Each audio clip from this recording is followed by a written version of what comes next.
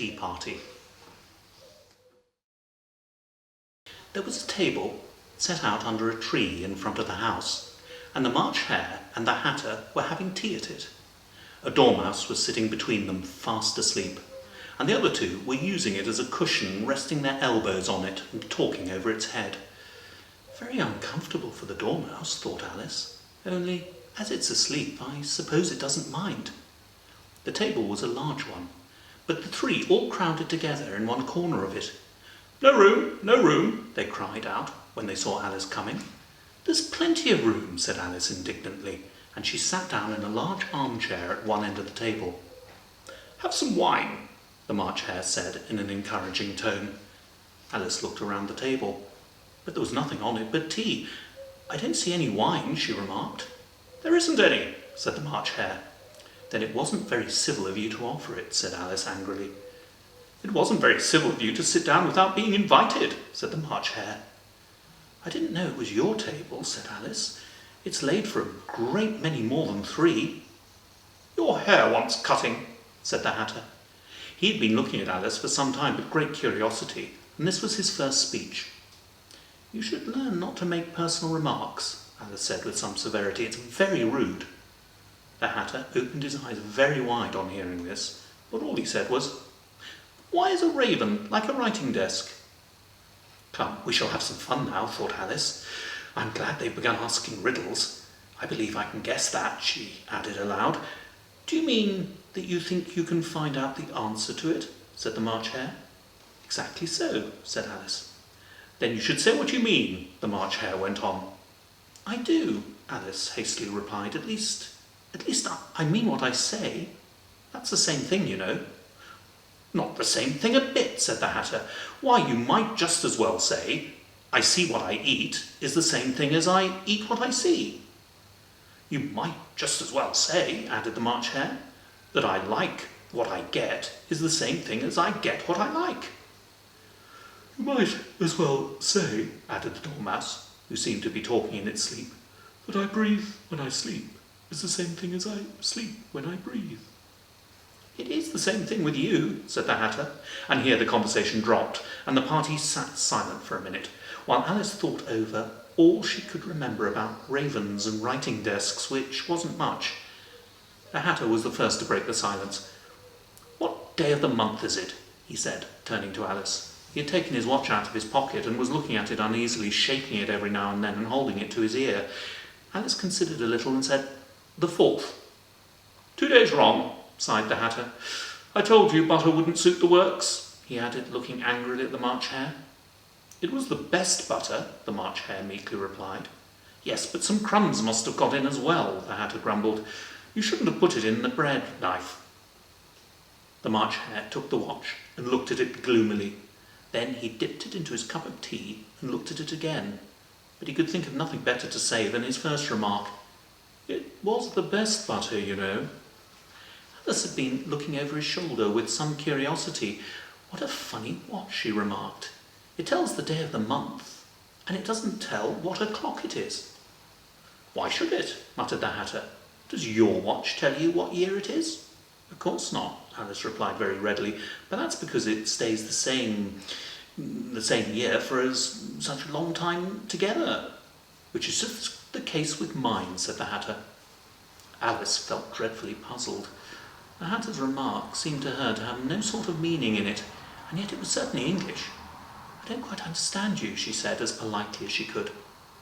"The Dormouse is asleep again," said the Hatter, and he poured a little hot tea onto its nose. The Dormouse shook its head impatiently and said without opening its eyes, of course, just what I was going to remark myself." "Have you guessed the riddle yet?" the Hatter said, turning to Alice again. "No, I give up," Alice replied. "What's the answer?" "I haven't the slightest idea," said the Hatter. "Nor I," said the March Hare. Alice sighed wearily. "I think you might do something better with the time," she said, "than wasting it asking riddles that have no answers." "If you knew time as well as I do," said the Hatter, "you wouldn't talk about wasting it. It's him." "I don't know what you mean," said Alice. "Of course you don't," the Hatter said, tossing his head contemptuously. "I dare say you never even spoke to time." "Perhaps not. Alice cautiously replied, but I know I have to beat time when I learn music. Ah, that accounts for it, said the Hatter. He won't stand beating. Now, if you only kept on good terms with him, he'd do almost anything you liked with the clock. For instance, suppose it was 9 o'clock in the morning, just time to begin lessons. You'd only have to whisper a hint to time, and round goes the clock in a twinkling. 1:30, time for dinner. I only wish it was, the March Hare said to itself in a whisper. It would be grand, certainly, said Alice thoughtfully, but then I shouldn't be hungry for it, you know. Not at first, perhaps, said the Hatter, but you could keep it to 1:30 as long as you liked. Is that the way you manage? Alice asked. The Hatter shook his head mournfully. Not I, he replied. We quarrelled last March, just before he went mad, you know, pointing with his teaspoon at the March Hare. It was at the great concert given by the Queen of Hearts, and I had to sing Twinkle, twinkle, little bat, how I wonder what you're at. You know the song, perhaps. I've heard something like it, said Alice. It goes on, you know, the Hatter continued, in this way. Up above the world you fly, like a tea tray in the sky, twinkle, twinkle. Here the Dormouse shook itself and began singing in its sleep, twinkle, twinkle, twinkle, twinkle, and went on so long that they had to pinch it to make it stop. Well, I'd hardly finished the first verse, said the Hatter, when the Queen bawled out, He's murdering time! Off with his head! How dreadfully savage, exclaimed Alice. And ever since that, the Hatter went on in a mournful tone, he won't do a thing I ask. It's always 6 o'clock now. A bright idea came into Alice's head. Is that the reason so many tea things are put out here? She asked. Yes, that's it, said the Hatter with a sigh. It's always tea time. We've no time to wash things between whiles. Then you keep moving around, I suppose, said Alice. Exactly so, said the Hatter, as the things get used up. But what happens when you come to the beginning again? Alice ventured to ask. Suppose we change the subject, the March Hare interrupted, yawning. I'm getting tired of this. I vote the young lady tells us a story. I'm afraid I don't know one, said Alice, rather alarmed at the proposal. Then the Dormouse shall, they both cried. Wake up, Dormouse! They pinched it on both sides at once. The Dormouse slowly opened his eyes. I wasn't asleep, he said in a hoarse, feeble voice. I heard every word you fellows were saying. Tell us a story, said the March Hare. Oh, yes, please do, pleaded Alice. And be quick about it, said the Hatter, or you'll be asleep again before it's done. Once upon a time, there were 3 little sisters, the Dormouse began in a great hurry, and their names were Elsie, Lacey, and Tilly, and they lived at the bottom of a well. What did they live on? Said Alice, who always took great interest in questions of eating and drinking. They lived on treacle, said the Dormouse after thinking a minute or two. They couldn't have done that, you know, said Alice gently. They'd have been ill. So they were, said the Dormouse, very ill. Alice tried a little to think what an extraordinary way of living that would be like, but it puzzled her too much, so she went on, why did they live at the bottom of a well? Take some more tea, the March Hare said to Alice, very earnestly.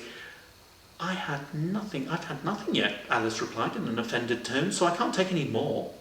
You mean you can't take less, said the Hatter. It's very easy to take more than nothing. Nobody asked your opinion, said Alice. Who's making personal remarks now? The Hatter asked triumphantly. Alice did not quite know what to say to this, so she helped herself to some tea and bread and butter, and then turned to the Dormouse and repeated her question. Why did they live at the bottom of a well? The Dormouse again took a minute or two to think about it, and then said, It was a treacle well. There's no such thing, Alice was beginning very angrily, but the Hatter and the March Hare went shh, shh, and the Dormouse sulkily remarked, You can't be civil. You'd better finish the story for yourself.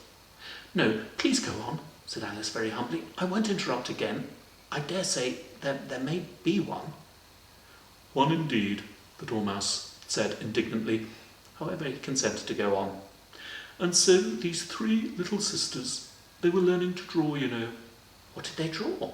Said Alice, quite forgetting her promise. Treacle, said the Dormouse, without considering it all this time. I want a clean cup, interrupted the Hatter. Let's move one place on.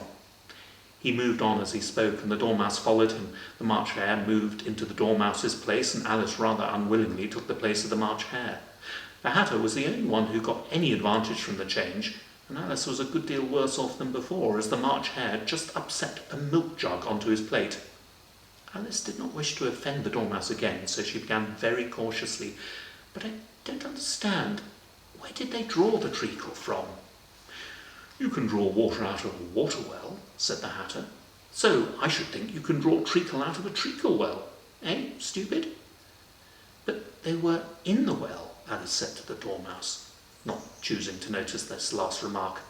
"Of course they were," said the Dormouse, "well in." This answer so confused poor Alice that she let the Dormouse go on for some time without interrupting it. "They were learning to draw," the Dormouse went on, yawning and rubbing its eyes, for it was getting very sleepy. "And they drew all manner of things. Everything that begins with an M." "Why an M?" said Alice. "Why not?" said the March Hare. Alice was silent.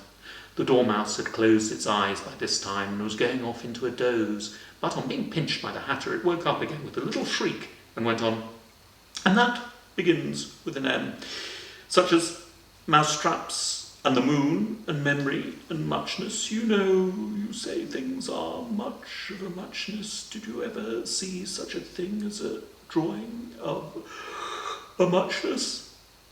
"Really, now you ask me," said Alice, very much confused. "I don't think—" "Then you shouldn't talk," said the Hatter. This piece of rudeness was more than Alice could bear. She got up in great disgust and walked off. The Dormouse fell asleep instantly, and neither of the others took the least notice of her going, though she looked back once or twice, half hoping they would call after her. The last time she saw them, they were trying to put the Dormouse into the teapot.